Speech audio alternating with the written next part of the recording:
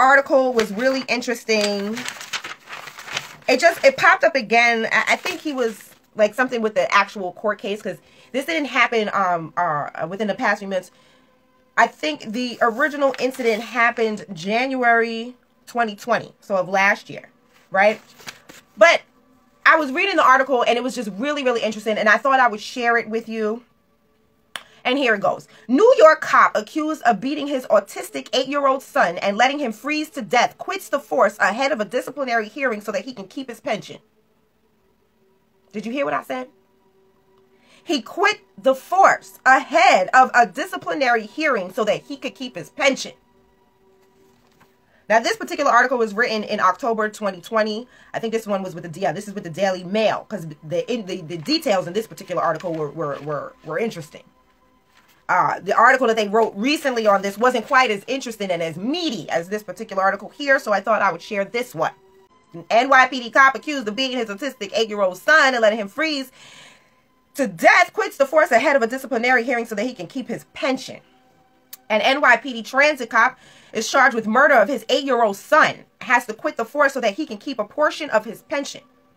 Michael Valva, 41, has been charged in the murder of his 8-year-old son Thomas, who was allegedly starved and beaten and locked outside in their Long Island home. He died of hypothermia after sleeping in an unheated garage in a freezing night on January 17th, 2020. Valva and his fiancée, 42-year-old Angela Polina, have been charged with second-degree murder in Thomas's death. Valva was given custody of Thomas and his brother in September 2017, despite desperate pleas from Thomas's biological mother, Justina Zubuko Valva, very hard name to pronounce, and concerns from school officials that they were being abused. While Valva is awaiting his trial next year, he has made the decision to resign from the NYPD rather than face disciplinary action from the police force. Now, it made me think about all the police officers that have resigned in situations where they were accused or on video for doing racially injustice and biased things towards black people, whether it be killings to just, assaults. Or hell, just audio of them talking about black people. Okay. John Lucaturo, Michael Valva's lawyer, did this so he can protect what was already in his pension, the New York Daily News reports. The NYPD offered him a resignation without a disciplinary hearing, and that allowed him not to admit to any culpability, just to resign, and that allowed him to keep his pension, Lucaturo said. But in exchange, there's no salary going forward.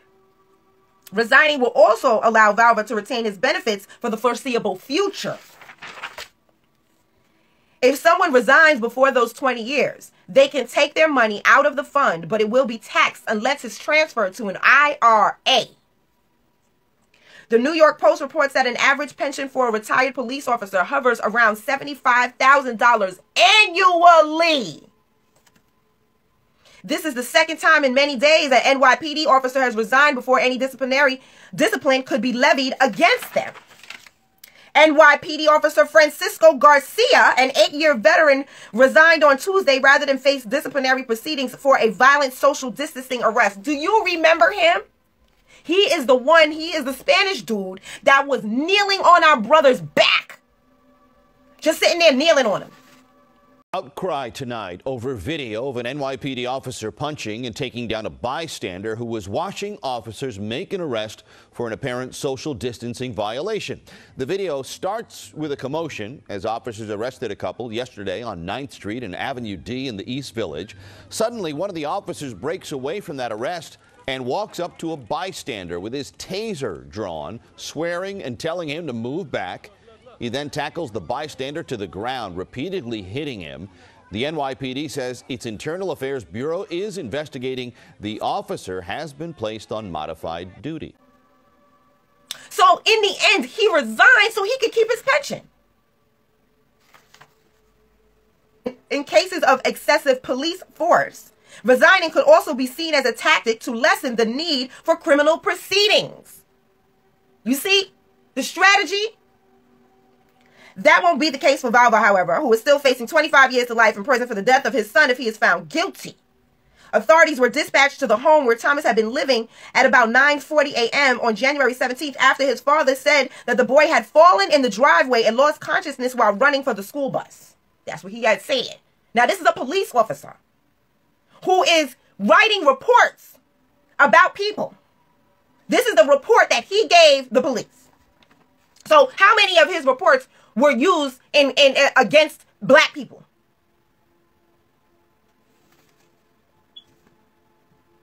Responding officers found Valva performing CPR on Thomas in the basement. The little boy was rushed to Long Island Community Hospital where he was pronounced dead. He was allegedly forced to sleep in the garage the night before despite it being 19 degrees outside with no blankets.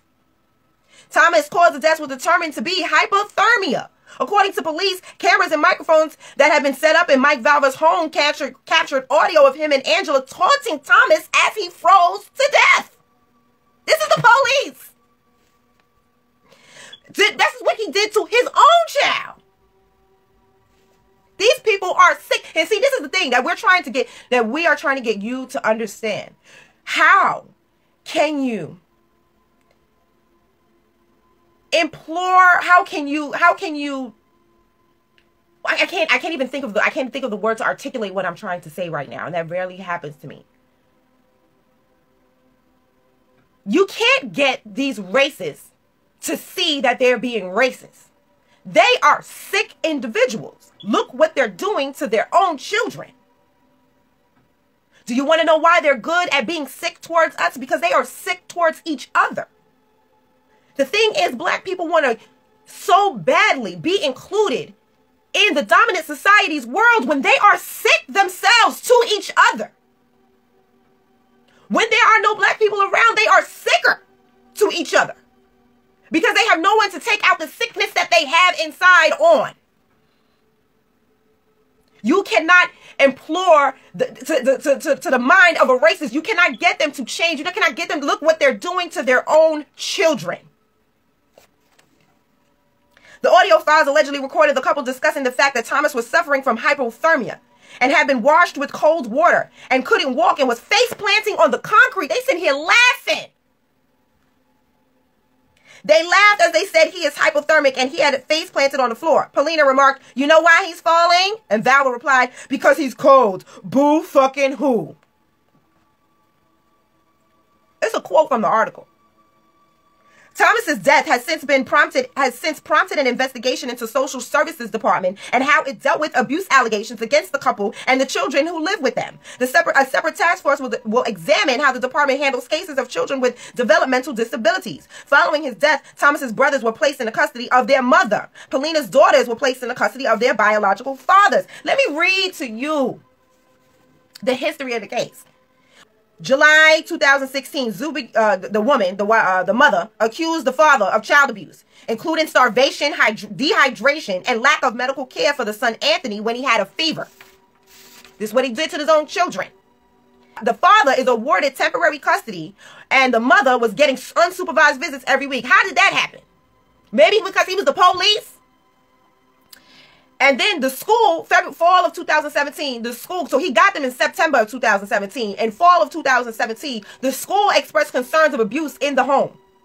In January 2018, Thomas and Anthony both accused the mother of abuse after meeting with a CPS worker, right? Then April 2018, the school psychologist see bruises on Thomas, which she told Valva about, which is the father. Then 2019, CPS reports Anthony goes to school with urine-soaked clothing. March 2019, CPS reports again potential malnutrition along with garage punishments. So the CPS knew.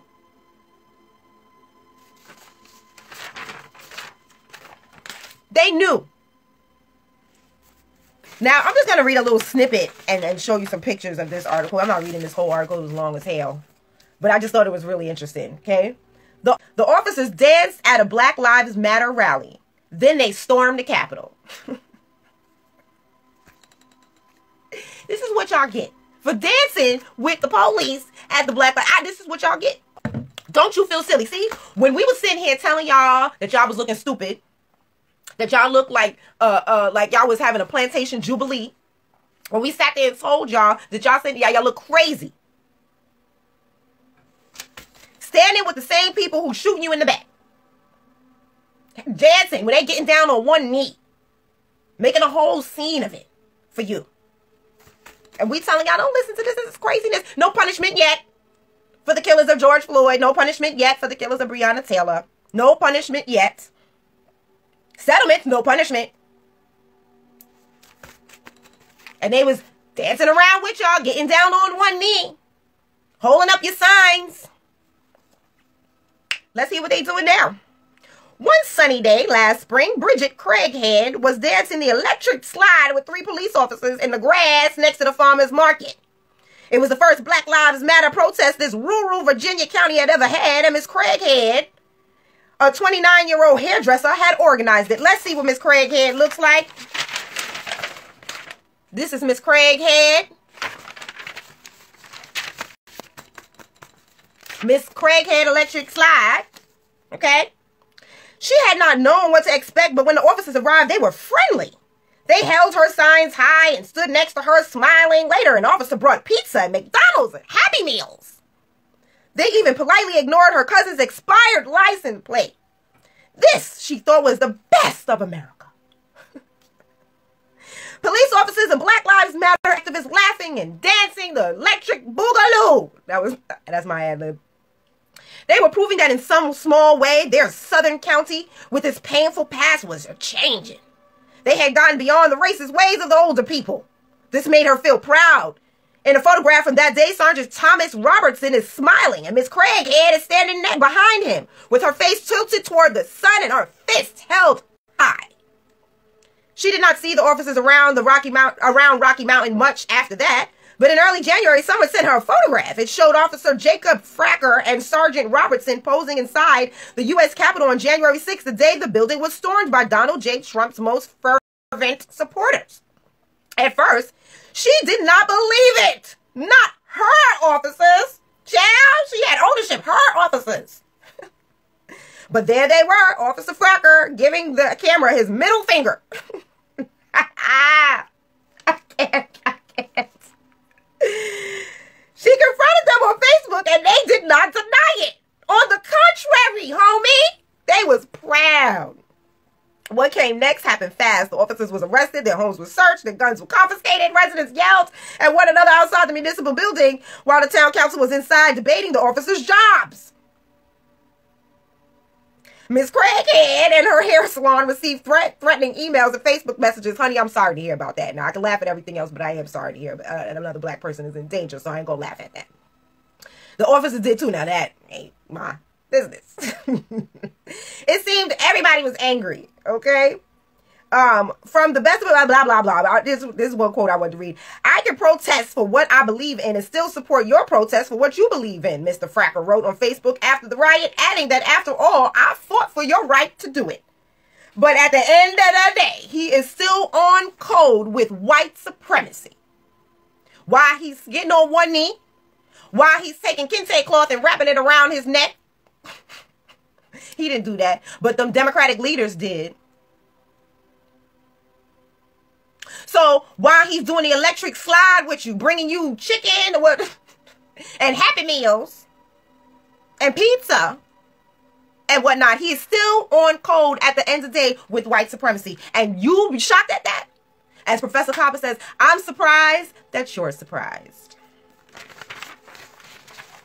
I want you guys to sign up for these free text alerts because my posts are being suppressed on every form of social media that I am a part of. My posts are being suppressed on Instagram. They're being suppressed on Facebook. And they're being suppressed on YouTube. On Instagram, they are removing followers. They are purging my followers. And with Facebook, they're just, even if you follow me, they just suppress everything. So sign up for these free text alerts. That way, regardless of their efforts to suppress my posts, you will know because I will personally send you a text message. If you just go to bit.ly/text new post, and it'll take you less than 30 seconds. Just sign up and put put your phone number in there, and then I will send you a text when I put up my new news articles for the week. And it'll have a link to the YouTube playlist, the Instagram playlist, and the Facebook playlist. So you can choose whichever social media medium you would like to watch. But this allows me to get around their algorithms, to get around them still suppressing the information from you that have chosen to follow me.